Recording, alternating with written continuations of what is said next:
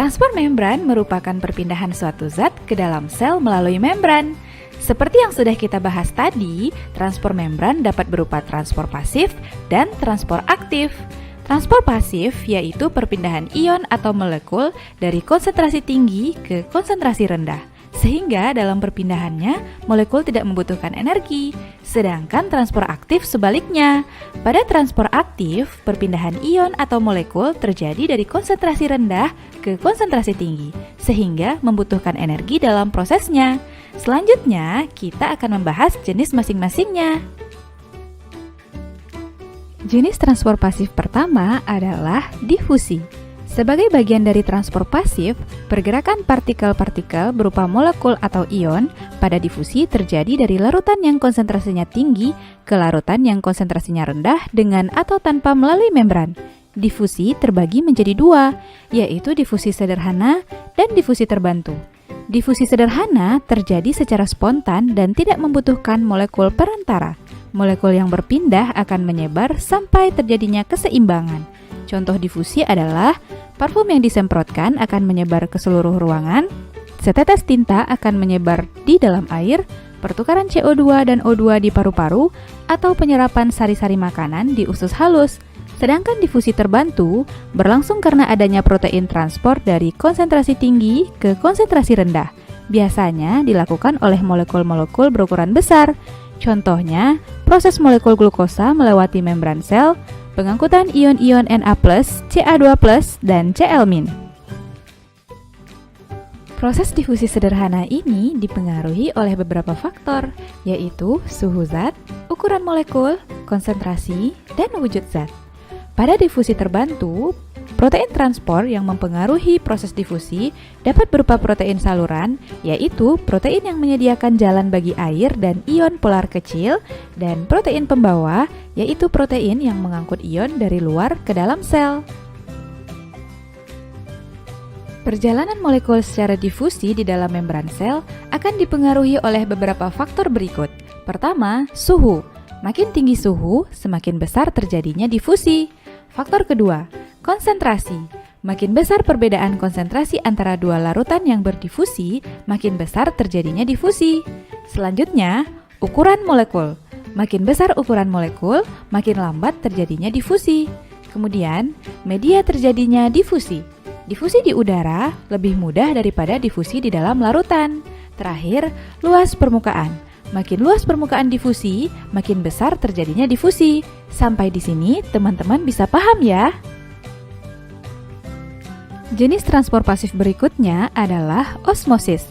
Osmosis merupakan perpindahan molekul pelarut, misalnya air, dari larutan berkonsentrasi tinggi atau hipertonik ke larutan berkonsentrasi rendah atau hipotonik melalui membran semipermeabel, hingga konsentrasi zat terlarut mencapai seimbang atau disebut juga larutan isotonik. Osmosis air dalam membran sel mengalami dua proses, yaitu endosmosis dan eksosmosis. Endosmosis adalah proses masuknya air ke dalam sel karena konsentrasi larutan di dalam sel lebih tinggi. Jika endosmosis terus berlangsung, maka pada sel hewan akan terjadi lisis, yaitu membran sel akan menjadi robek dan pecah. Dan pada sel tumbuhan akan mengalami turgid atau sel membengkak, tetapi bentuknya tetap dipertahankan karena adanya dinding sel. Selanjutnya, eksosmosis. Eksos artinya keluar, jadi air akan keluar dari dalam sel karena konsentrasi zat di luar lebih tinggi. Jika sel dimasukkan ke dalam larutan hipertonik, air akan terus-menerus keluar dari sel dan sel hewan akan mengkerut atau krenasi karena mengalami dehidrasi, sedangkan pada sel tumbuhan akan menyebabkan sitoplasma mengerut dan terlepas dari dinding sel atau plasmolisis. Berikut ini adalah bentuk kondisi sel hewan dan sel tumbuhan saat berada dalam larutan hipotonik, isotonik, dan hipertonik, sesuai pembahasan kita tadi. Bentuk sel hewan dalam kondisi lisis, normal, dan krenasi, dan bentuk sel tumbuhan dalam kondisi turgid, normal, dan plasmolisis. Gimana? Teman-teman bisa membedakannya ya? Nah, teman-teman, mekanisme osmosis ini banyak kita jumpai dalam kehidupan di sekitar kita. Misalnya, jika kita membandingkan ikan yang hidup di air tawar dengan ikan yang hidup di air laut. Lingkungan air tawar yang sedikit mengandung garam mineral merupakan larutan konsentrasi rendah atau hipotonik. Sebaliknya, lingkungan air laut adalah hipertonik. Berbeda dengan lingkungannya, kondisi tubuh ikan di air tawar bersifat hipertonik karena pekatnya larutan yang ada di dalam tubuhnya. Sedangkan ikan air laut bersifat hipotonik. Konsentrasi larutan di dalam tubuh ikan air tawar lebih besar, maka air akan masuk ke tubuh ikan, sedangkan pada ikan air laut, air akan keluar dari tubuhnya. Banyaknya kandungan air pada tubuh ikan air tawar menyebabkan urinnya encer. Sebaliknya, ikan air laut memiliki urin yang pekat.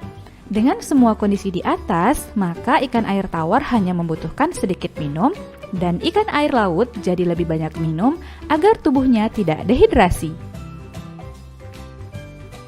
Selain pada ikan, contoh penerapan osmosis dalam kehidupan kita adalah penyerapan air oleh akar tanaman, proses pembuatan ikan asin yang diberi garam dan dijemur di bawah matahari, pembuatan telur asin, potongan kentang yang semakin berat saat direndam dalam air, dan masuknya cairan infus ke dalam darah.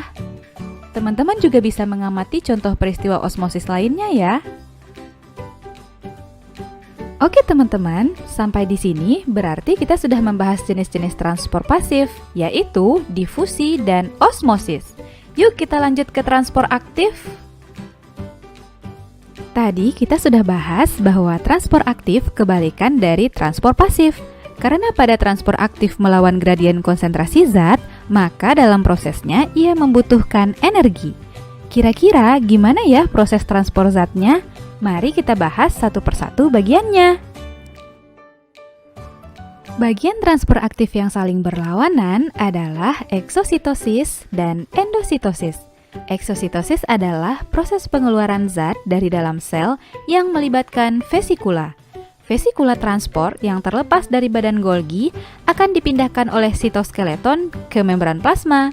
Pada saat membran plasma dan membran vesikula bertemu, molekul lipid bilayer menyusun ulang lapisan membran baru, sehingga kedua membran menjadi bergabung. Selanjutnya, zat-zat dalam vesikula akan keluar dari sel. Pada endositosis, sel memasukkan molekul yang sangat kecil dengan membentuk vesikula dari membran plasma. Permukaan membran plasma melekuk ke dalam sel membentuk sebuah kantong. Setelah kantong tersebut berisi materi atau zat berukuran kecil, kantong tersebut akan melekuk semakin dalam dan membentuk vesikula utuh. Bisa dipahami ya? Teman-teman, berikut ini catatan untuk proses eksositosis dan endositosis. Nah, eksositosis ini terjadi pada beberapa sel kelenjar sekresi, misalnya sel-sel kelenjar di pankreas yang mengeluarkan enzim pencernaan ke saluran pankreas dan bermuara di usus halus. Berdasarkan zat atau molekul yang dimasukkan ke dalam sel, endositosis memiliki 3 tipe, yaitu fagositosis, pinositosis, dan endositosis dengan bantuan reseptor. Fagositosis merupakan proses endositosis yang memasukkan zat atau molekul padat ke dalam sel. Misalnya, proses memakan bakteri pada sel darah putih atau leukosit.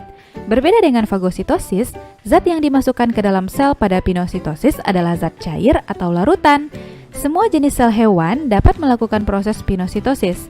Selanjutnya, endositosis dengan bantuan reseptor merupakan proses endositosis di mana molekul yang diterima atau dimasukkan ke dalam sel bersifat spesifik. Di dalam lekukan membran plasma terdapat reseptor protein untuk mengikat zat yang dibutuhkan oleh sel. Jenis transport aktif berikutnya adalah pompa natrium kalium. Pompa natrium kalium adalah proses pemasukan 2 ion K+ yang diimbangi dengan pengeluaran 2 ion Na+. Ion K+ lebih dibutuhkan oleh tubuh dibandingkan dengan Na+.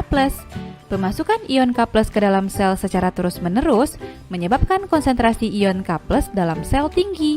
Sebaliknya, pengeluaran ion Na+ dari dalam sel secara terus-menerus menyebabkan ion Na+ di luar sel menjadi tinggi. Maka, akan terjadi pergerakan ion-ion melawan gradien konsentrasi dan membutuhkan energi ATP dalam prosesnya.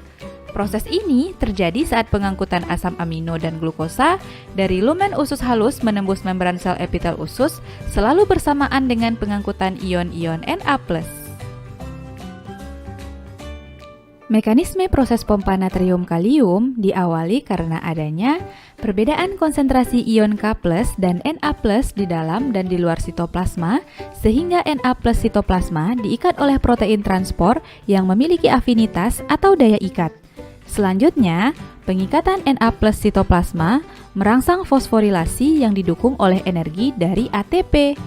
Fosforilasi ini menyebabkan perubahan bentuk protein sehingga menurunkan daya ikatnya terhadap Na+, dan Na+ terlepas ke fluida ekstraseluler.